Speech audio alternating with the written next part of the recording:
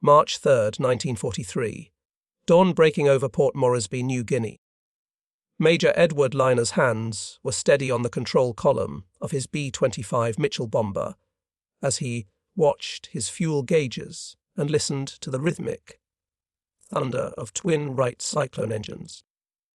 Through the scratched plexiglass of his cockpit window, he could see 11 more B-25s forming up behind him, their propellers cutting silver circles through the tropical morning air. What the Japanese convoy steaming toward them in the Bismarck Sea did not know was that in the next 15 minutes, everything they believed about naval warfare would be shattered by a bombing technique so dangerous, so unorthodox that conventional military wisdom had labeled it nearly suicidal.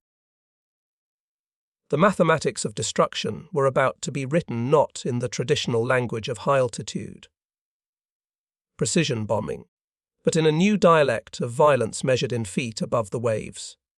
200 feet. That was the altitude at which Lana and his squadron would attack, skimming the ocean surface at speeds between 200 and 250 mph, close enough to taste the salt spray, close enough to see the expressions on enemy faces before their bombs skipped across the water. Like stones thrown by giants, the Japanese had sailed from Rabaul, believing their convoy was safe under the protection of 8 destroyers and dozens of Zero fighters. They discovered that the rules of naval engagement had changed forever. The transformation had begun 2 months earlier in the headquarters of Lieutenant General George Kenney, commander of the 5th Air Force. Throughout 1942, American bombers had been spectacularly ineffective against Japanese ships. Flying at safe altitudes of 5,000 to 10,000 feet, bombarders watched helplessly as their weapons fell wide of maneuvering vessels, their bombs creating impressive geysers of water, but scoring precious few hits. The statistics were devastating. In one convoy interdiction attempt in January 1943, American aircraft flew 416 sorties and managed to sink only 2 ships while damaging 3 others. The Japanese were resupplying their garrisons in New Guinea with near impunity, and the tide of the Pacific War hung in the balance. Kenney was a problem solver, a fighter pilot from the First World War who had developed a reputation for unorthodox thinking. He understood that conventional bombing doctrine was failing because ships could maneuver away from bombs dropped from altitude. The time it took for a bomb to fall from 10,000 feet gave captains nearly a minute to turn their vessels, presenting smaller targets or steering between the falling weapons. The solution required bombers to attack from altitudes so low that ships would have no time to react. But flying within a few hundred feet of heavily armed warships violated every principle of bomber survival. Anti-aircraft guns at that range would have clear fields of fire. A single hit could destroy an aircraft instantly. The risk seemed enormous. Yet Kenney had heard of a technique that might change everything. Major William Benn of the 63rd Bombardment Squadron had successfully employed skip bombing at Rebel on October 22 to 23, 1942, attacking at night and sinking ships by releasing bombs that bounced across the water like flat stones on a pond. The concept was elegantly simple. If a bomber approached a ship at extremely low altitude and released its bombs at high speed with delayed fuses, those bombs would skip across the water surface, bouncing into or under the target vessel before detonating. Ben had proven the tactic worked in combat, but he died on January 18, 1943, when his B-7 disappeared over New Guinea before he could perfect the technique for large-scale daylight operations. No one had yet attempted coordinated attacks by entire squadrons. No one had perfected the modifications needed to make medium bombers survivable at masthead height.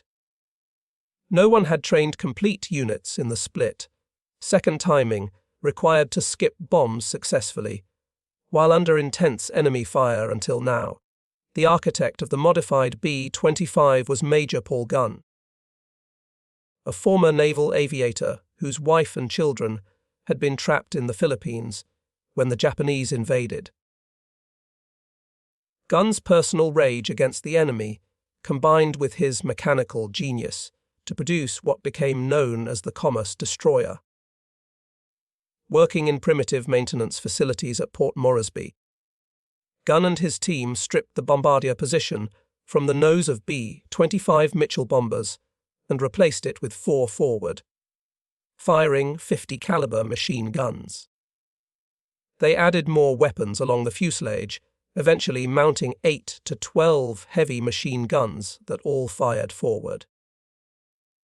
The result was a flying battleship that could pour devastating firepower into a target while approaching for a bomb run. The guns served multiple purposes. First, they suppressed anti-aircraft fire by sweeping enemy decks clear of gunners. The heavy slugs from 50 caliber weapons could penetrate destroyer hulls, knock out gun positions, and create chaos aboard target vessels. Second, the nose guns allowed the pilot to aim the entire aircraft like a giant weapon. Unlike high-altitude bombing, where a bombardier calculated complex trajectories, the low-altitude technique required the pilot to fly directly at the target and use a simple reference mark on his windscreen as a gun sight. When the mark aligned with the target ship, the pilot or bombardier released the bombs. The approach was brutally direct and demanded nerves of steel. But the modified aircraft were only half the equation. The other half was training pilots to fly them at suicidal altitudes with precision timing. That responsibility fell to Edward Lana, who took command of the 90th Bombardment Squadron in late December 1942. Lana was a barrel-chested pilot with a reputation for aggressive flying and absolute fearlessness. He wore a beat-up service cap, pushed back on his head, and was known among his men for being willing to lead any mission. He ordered them to fly. When Kenny explained the concept and showed him the modified B-25s, Lana's response was characteristic. He would train his men, and they would not miss. Training began in January 1943 on the SS Pruth, a British steamer wrecked on Nachiara Reef since December 31, 1923. For weeks, B-25 crews practiced diving to 200 effort and releasing practice bombs toward the rusting hulk in Port Moresby Harbour. Each pilot dropped 30 to 40 bombs, learning to use a windscreen reference mark instead of a bomb sight. When one crew struck the wreck's mast and crashed, killing all aboard, the squadron attended the funeral and resumed practicing the next day. Lana drove his men relentlessly because he understood what was at stake. The Japanese were consolidating their hold on New Guinea, building airfields that could threaten Australia itself. American and Australian ground forces were locked in brutal jungle warfare against an enemy that refused to surrender. Every Japanese convoy that reached New Guinea meant more troops, more ammunition, more supplies that would cost Allied lives to overcome. The only way to stop the convoys was to sink them at sea. By late February 1943, the 91st Squadron was ready. Lana reported to Kenny that his boys were a cocky gang who would not miss their targets. Within days, they had their chance to prove it. The Japanese convoy departed Rubble on the night of February 28, 1943. Intelligence decrypts from Allied coderiers had revealed the convoy's destination and approximate arrival time. Lae, New Guinea. 8 transport ships carried SIP's 900 troops desperately needed to reinforce Japanese positions. Protecting them were 8 destroyers. Formidable warships bristling with anti-aircraft guns, the veteran crews. The Japanese planners believed the convoy would be safe. They had routed it along the northern coast of New Britain to take advantage of storm fronts that would provide cloud cover. They had assigned experienced captains who understood convoy defense. They had scheduled the journey to minimize exposure to Allied air attacks. Everything had been calculated to ensure success, but the Allies were watching. Reconnaissance flights tracked the convoy from the moment it left Rabaul. On the afternoon of March 1st, a B-24 Liberator on patrol spotted the ships through a break in the clouds around 300.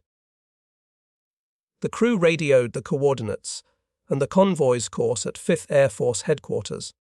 The information triggered a carefully prepared plan. Kenny assembled his forces. Heavy B-17 flying fortresses would strike first from medium altitude to scatter the convoy and force the ships into evasive maneuvers. Then the real attack would begin. Modified B-25s from the 91st Bombardment Squadron, 20 Havocs from the 89th Attack Squadron. Australian bow fighters armed with cannon and machine guns, all attacking at masthead height in coordinated waves that would overwhelm the convoy's defences.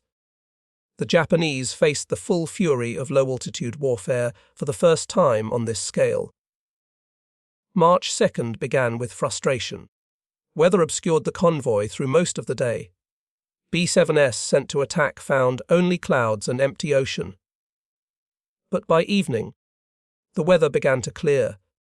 On the morning of March 3rd, reconnaissance crews relocated the convoy steaming through the Bismarck Sea toward New Guinea. The ships were about 50 miles southeast of Finch Haran, exactly where Allied planners had predicted they would be. Kenny gave the order. All units would attack. The battle was about to begin. Lana gathered his squadron commanders for final instructions. The plan called for different aircraft to attack from different altitudes simultaneously, creating confusion and dividing the convoy's defensive fire. B-7S would bomb from 5,000 to 7,000 feet. Bow fighters would strafe at wavetop level. The B-25s would come in behind the bow fighters at 200 FD, using their forward, firing guns to suppress anti-aircraft fire while delivering their bombs. Lana's orders to his pilots were direct. Find your target. Come in fast and low. Use your guns to clear the decks. Skip your bombs into the hull. Get out fast.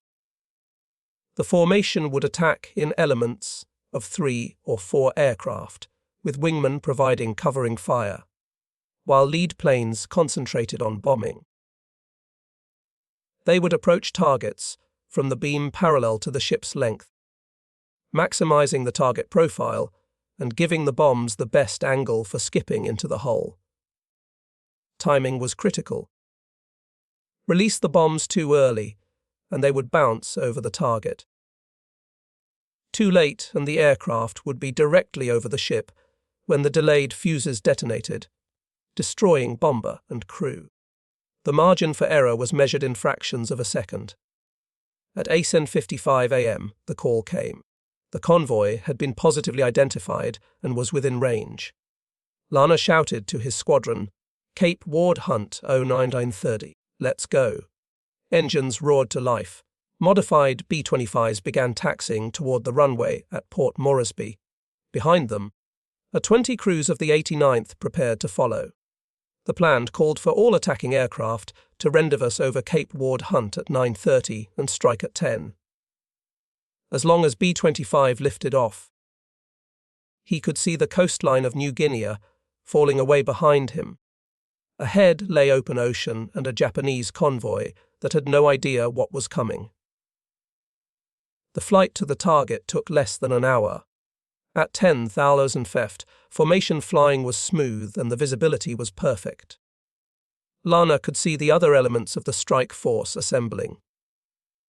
Heavy B-17s from the 43rd Bombardment Group climbed to altitude. P-38 Lightning fighters took up positions as top cover, ready to engage any Japanese fighters that might interfere. Australian bow fighters, twin-engine aircraft, armed with 4 20 mm cannons and 6 machine guns, dropped to wavetop altitude. Everything was coming together with textbook precision. At 9:55, lead B-17s spotted the convoy. 16th, Japanese ships were visible on the water below, their wakes drawing white lines across the blue Pacific. 8 large transports steamed in formation, surrounded by 8 destroyers that maneuvered to provide anti-aircraft coverage. It was a formidable force, and the Japanese captains believed they were ready for any attack. At 10 a.m. precisely, the first B-7s began their bomb runs. Flying at 7,000 feet, they released 1,000 Elba bombs that fell toward the convoy in long arcs. The Japanese response was immediate and intense. Destroyers and transports opened fire with every anti-aircraft gun they possessed.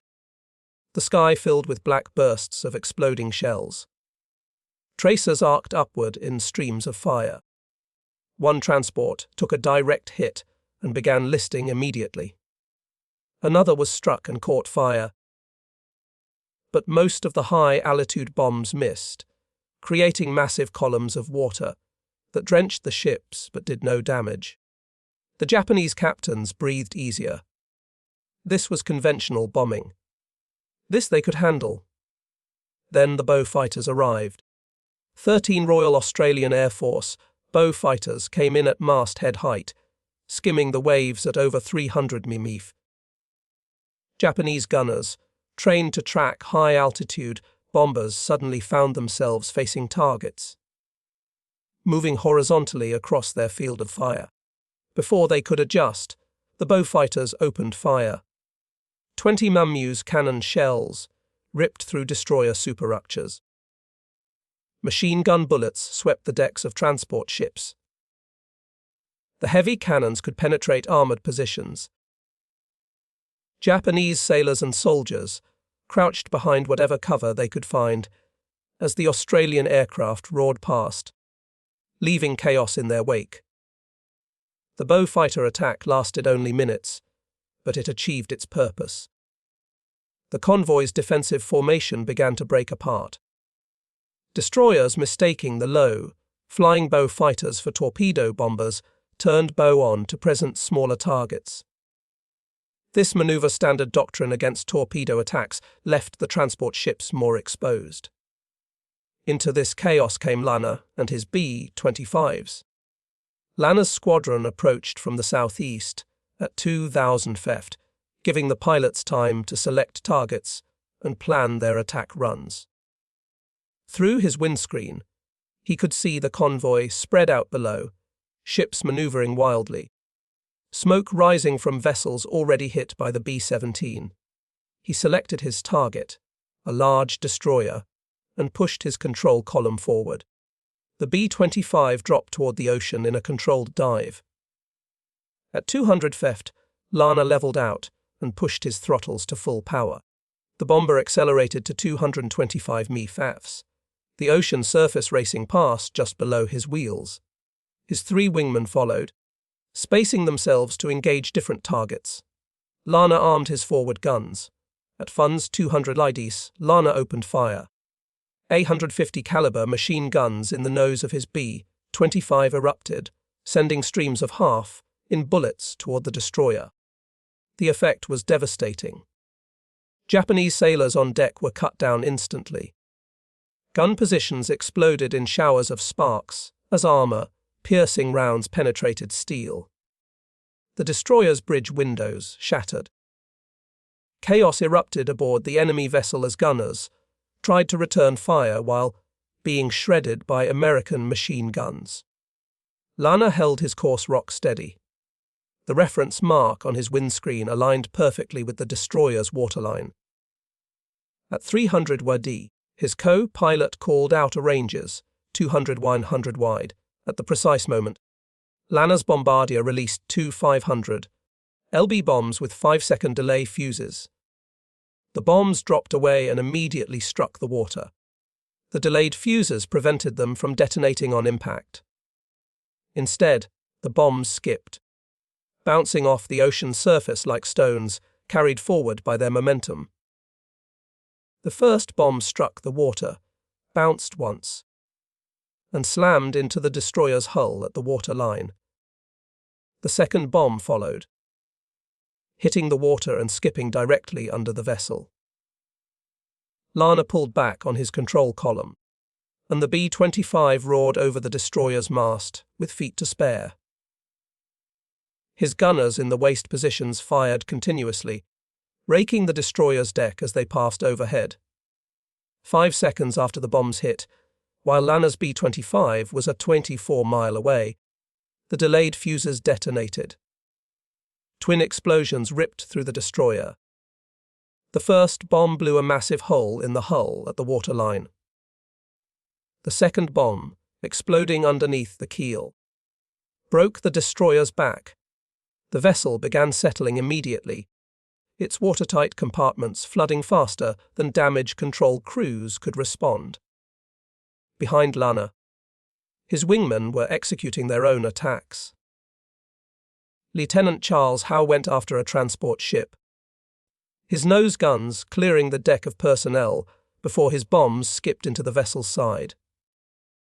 Captain John Henbury, leading the second element, fired continuously as he approached another transport, his tracers walking across the ship's superstructure. One of Henneby's bombs scored a direct hit amidships. The transport shuddered from the explosion, fire erupting from its cargo holds. Lieutenant John Smallwood attacked a different transport, putting 2 bombs into its hull and dropping 2 more on another vessel's bow. All around the convoy, B-25s were executing perfect attacks. The technique that had been tested in isolated night raids at Rebel was now working flawlessly on a massive scale. The Japanese response was hampered by the sheer speed and violence of the attack. Anti-aircraft gunners found themselves engaging targets that were on top of them before they could aim. The 50 caliber suppression fire from the B-25s made it nearly suicidal to man exposed gun positions. Sailors who did try to fight back were cut down by streams of bullets. The water-skipping bombs themselves were devastating. Unlike high-altitude bombs that could be evaded by maneuvering, these weapons came in so fast and so low that evasion was impossible. By the time a lookout spotted an incoming B-25, the bomber had already released its weapons. Captains watched helplessly as bombs skipped across the water directly toward their ships, striking hulls with tremendous force before the delayed fuses sent explosives tearing through vital compartments. Following the B-25s came 12 A-20 Havoc light bombers from the 89th Attack Squadron, also flying at masthead height.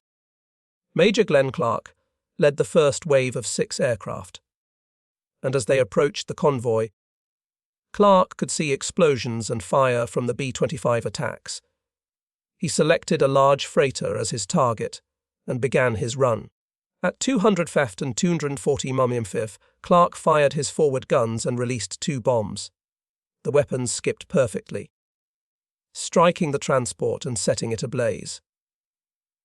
Clark's wing clipped the ship's radio mast as he pulled up and over, but his A-20 remained flyable.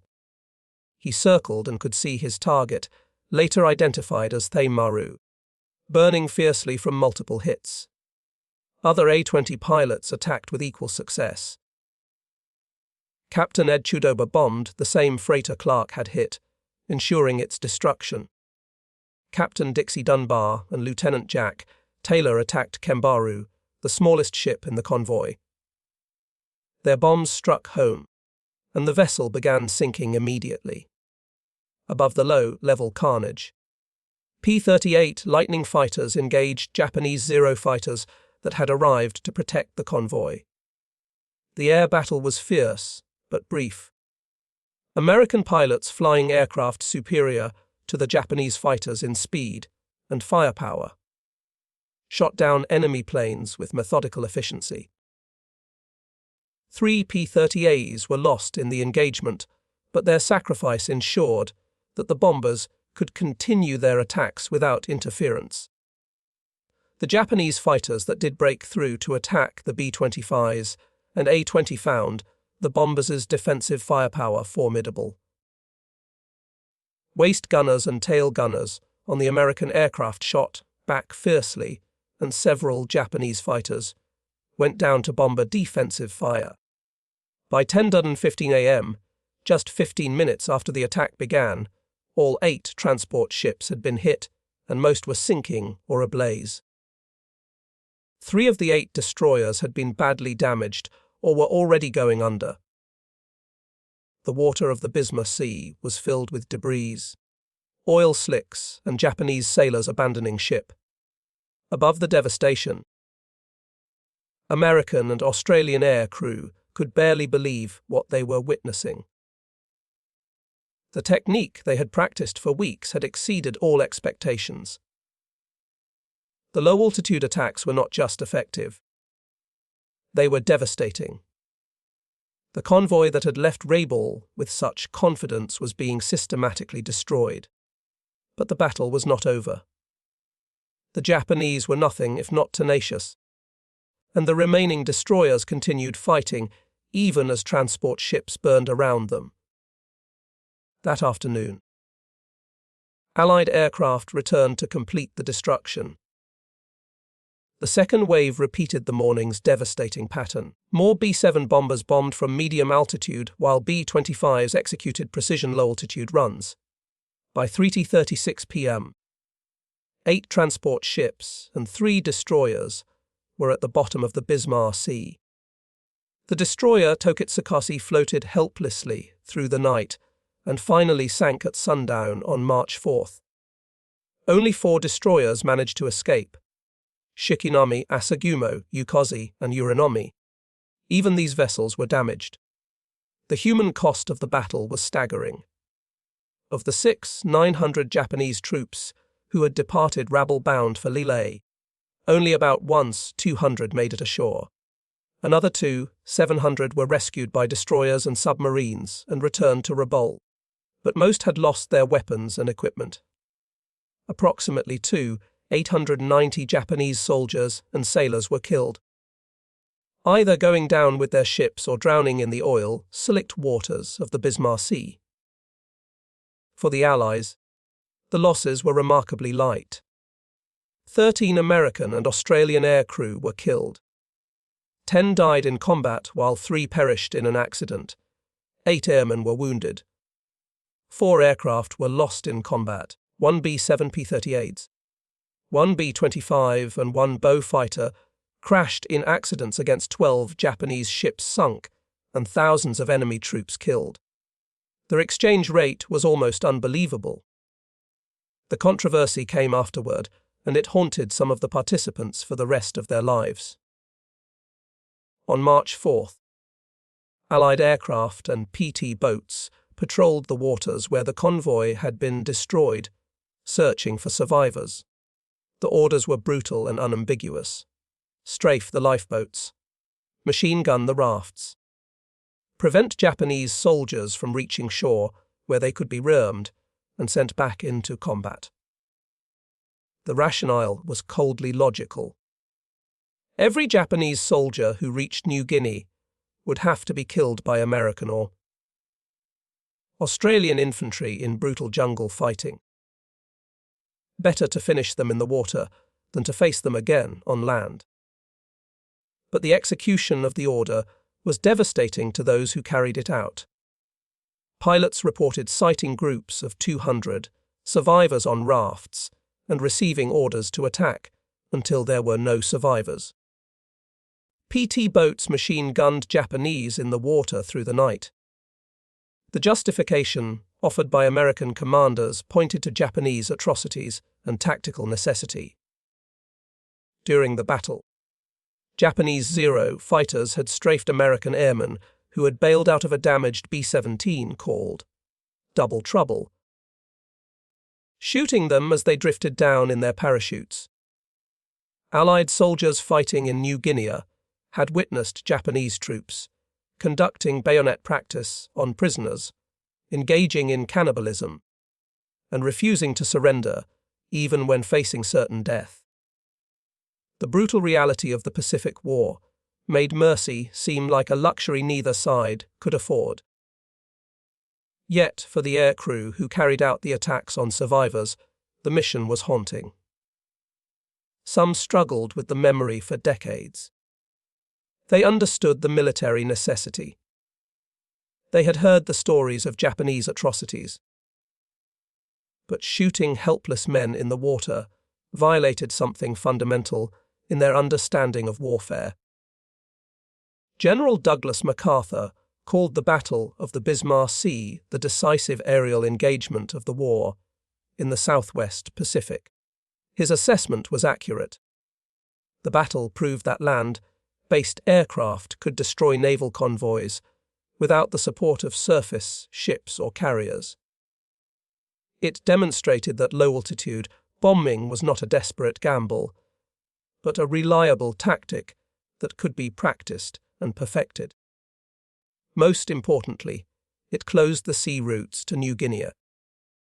After witnessing the destruction of the Lille convoy, Japanese commanders made no further attempts to reinforce their New Guinea garrisons by ship.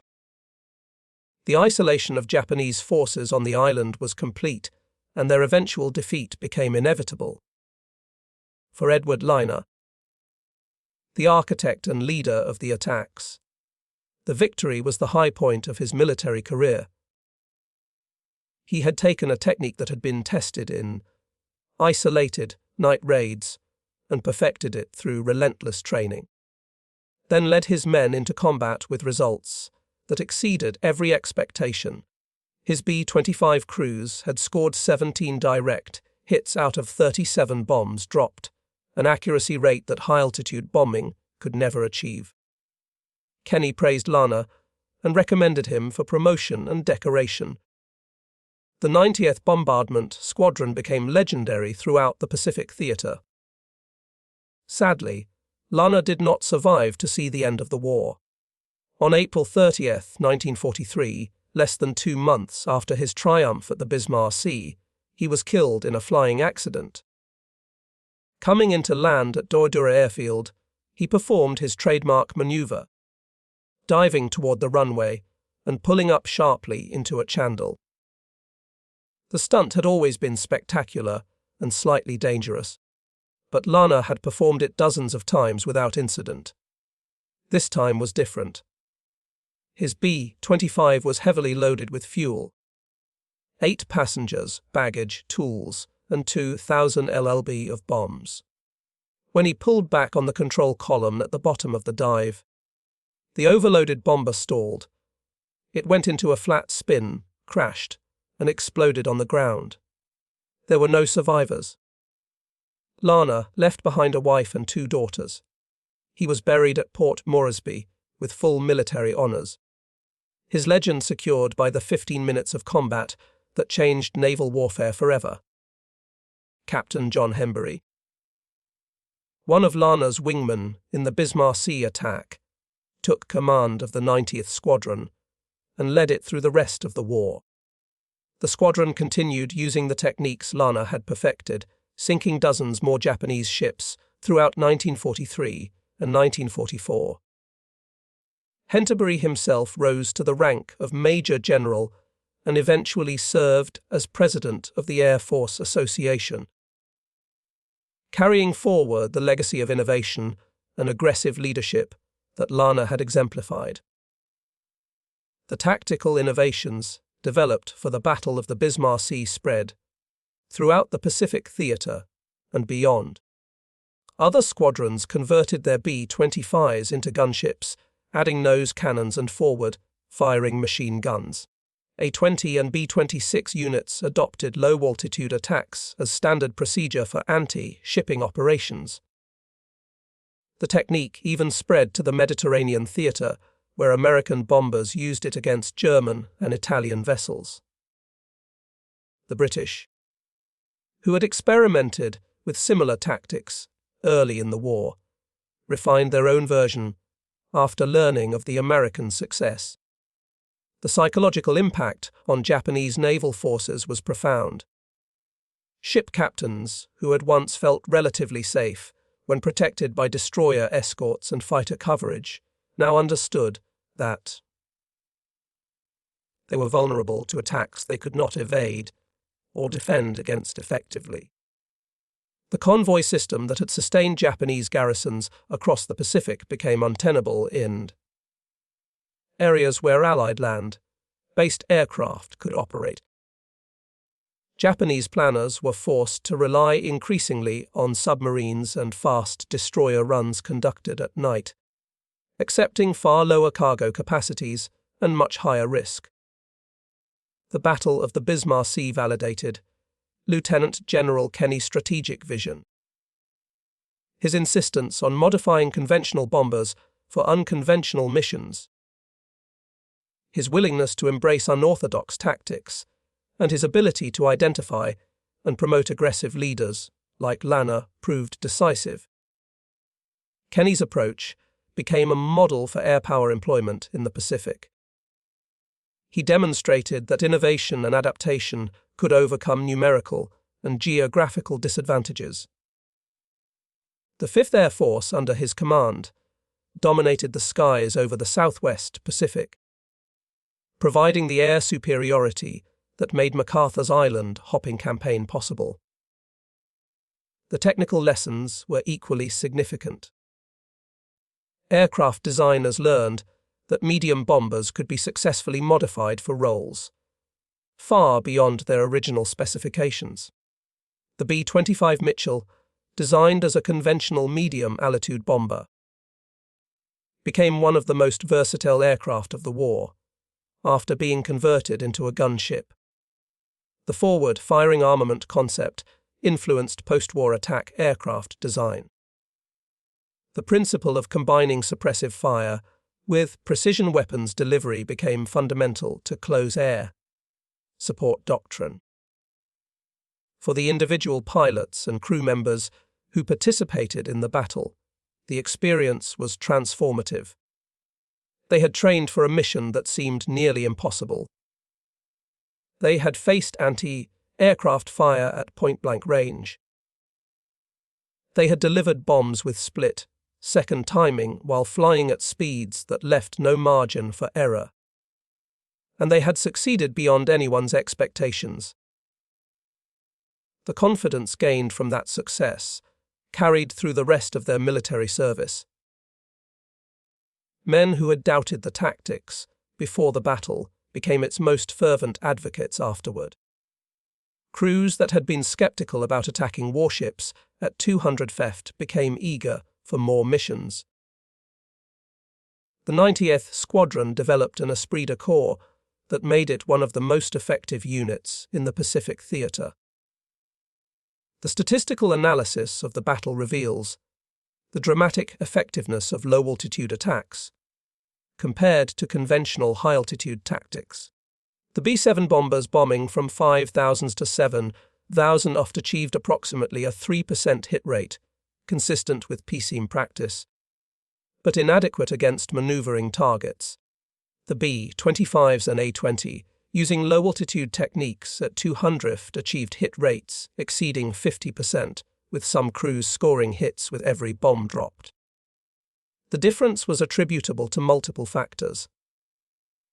Reduced distance meant less time for targets to maneuver. Horizontal trajectory required less precise timing than vertical drops. Suppressive fire degraded enemy defensive capabilities. And the psychological impact of aircraft roaring over mastheads disrupted enemy response coordination. The development of the technique required solving numerous technical challenges. Bombs had to be equipped with delayed fuses that would survive the initial impact with water without detonating. The fuse delay had to be long enough for the aircraft to escape the blast radius, but short enough that the weapon detonated against or near the target. Pilots learned through extensive practice that releasing bombs from exactly 200 ft at speeds between 200 and 250 mph produced the most consistent results. Deviations of even 20 ft altitude or 10 mph in speed could cause bombs to sink immediately rather than skip or to skip over the target entirely. The precision required was extraordinary, achieved through hundreds of practice runs and the innate skill of experienced pilots who could gauge altitude and speed by instinct. The modified B-25s themselves represented a remarkable feat of field engineering. Major Paul Gunn and his maintenance crews performed modifications that North American Aviation, the manufacturer, had never imagined. The structural changes required to mount additional weapons. The electrical systems needed to fire multiple machine guns simultaneously. The ammunition storage solutions for thousands of rounds of 50 caliber ammunition all had to be improvised with limited tools and resources. That these field modifications worked reliably under combat conditions testified to the ingenuity and dedication of the ground crews. Many of the maintenance personnel worked 18-hour days keeping the aircraft flyable. They scred parts from damaged planes. They fabricated brackets and mounts from scrap metal. They kept the B-25s in the air through determination and improvisation. The Battle of the Bismarck Sea also highlighted the importance of intelligence and reconnaissance in modern warfare. The Allied victory was possible only because codebreakers had revealed the convoy's route and destination. Reconnaissance aircraft had located and tracked the ships despite bad weather. Communication systems had coordinated attacks by multiple squadrons across vast distances. The integration of intelligence, reconnaissance, and strike capabilities demonstrated the evolution of warfare into an increasingly technological and information-dependent enterprise. The Japanese convoy failed not because its commanders were incompetent, but because every aspect of its mission had been compromised by superior Allied intelligence gathering and exploitation. In the broader context of the Pacific War, the Battle of the Bismarck Sea marked a turning point in the struggle for New Guinea. Japanese forces on the island, already under pressure from Australian and American ground forces, found themselves cut off from reinforcement and resupply. The garrison at Lae, which the destroyed convoy had been intended to reinforce, fell to Allied forces 6 months later, in September 1943. The Japanese defensive perimeter contracted inexorably as island after island fell to American amphibious assault supported by overwhelming air power.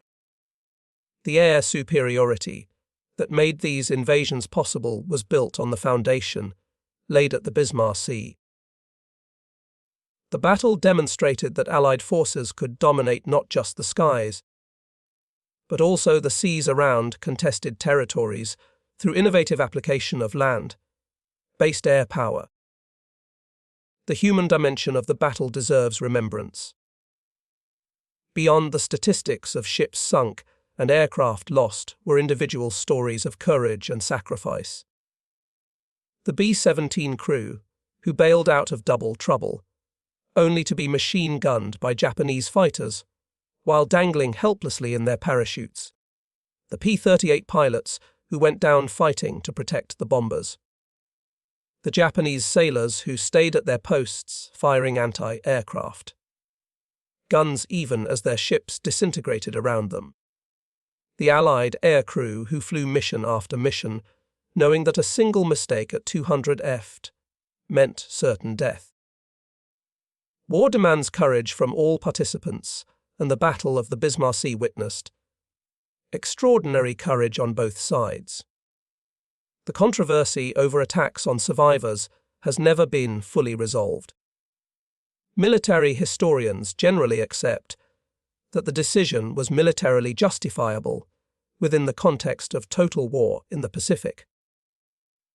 Every Japanese soldier eliminated at sea meant lives saved among Allied ground forces who would otherwise have faced those soldiers in combat. Given Japanese tactical doctrine that emphasized fighting to the death and made surrender almost unknown, allowing survivors to reach shore guaranteed more casualties later. Yet the ethical dimension remains troubling. Attacking helpless men in the water violated codes of military honor that dated back centuries. The pragmatic argument that Japanese forces would have done the same and had done worse does not fully address the moral complexity. Some participants struggled with the memory for the rest of their lives, while others maintained that they had simply done what war required. Modern military analysts studying the Battle of the Bismarck Sea identify several key factors that contributed to Allied success. Tactical innovation driven by operational necessity solved the problem of hitting maneuvering ships. Realistic training prepared crews for actual combat conditions. Combined arms coordination used different aircraft types in complementary roles. Excellent intelligence provided targeting information and enabled mission planning. Technological adaptation modified standard aircraft for specialized roles. Each factor was necessary. Together they were sufficient for victory. The battle serves as a case study in how innovation, training, intelligence, and combined operations can overcome numerical or technological disadvantages. Edward Lunner's legacy extends far beyond his short life. His willingness to embrace an unconventional tactic and his skill in training men to execute it saved countless Allied lives.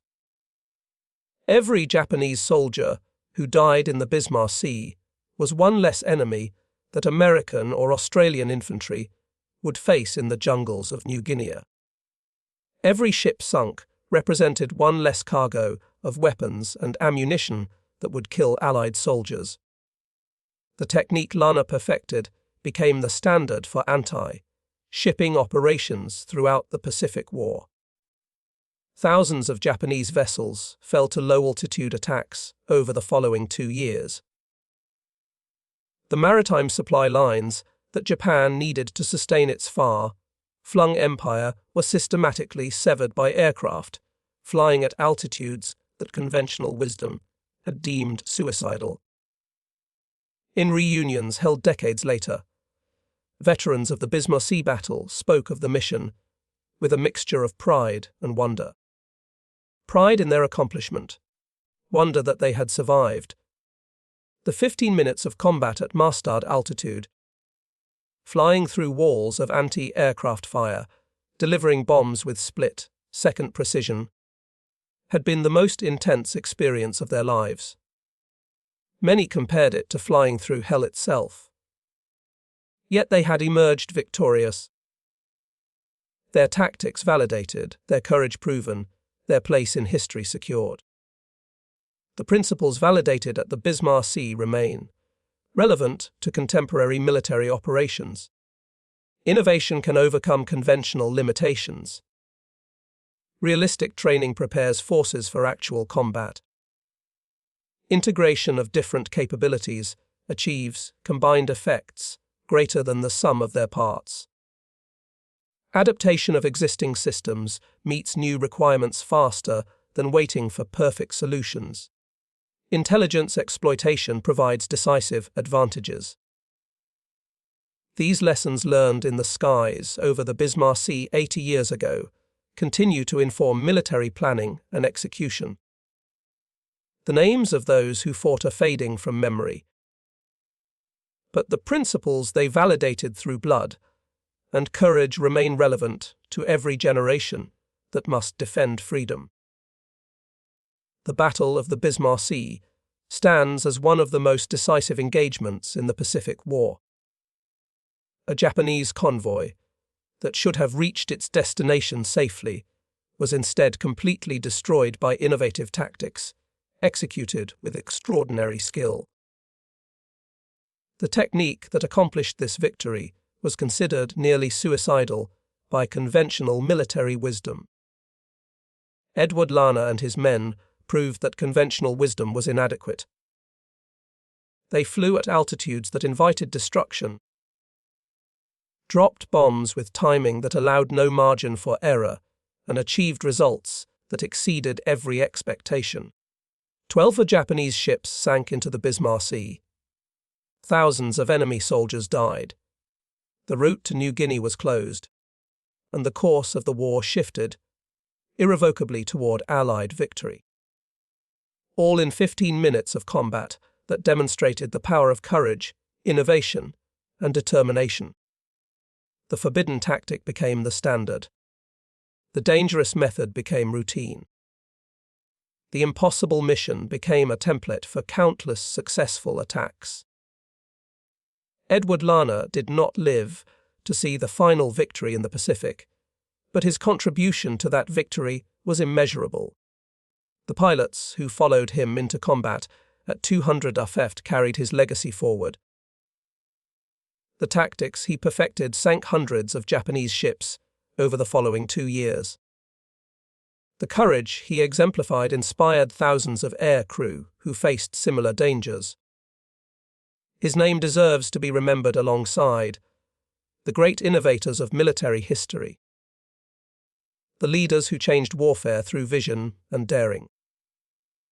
The Battle of the Bismarck Sea was his masterpiece, and its lessons echo down through the decades to inspire new generations who must face new challenges with the same combination of innovation, training, courage, and determination that characterized those 15 minutes over the Pacific in March 1943, when everything changed.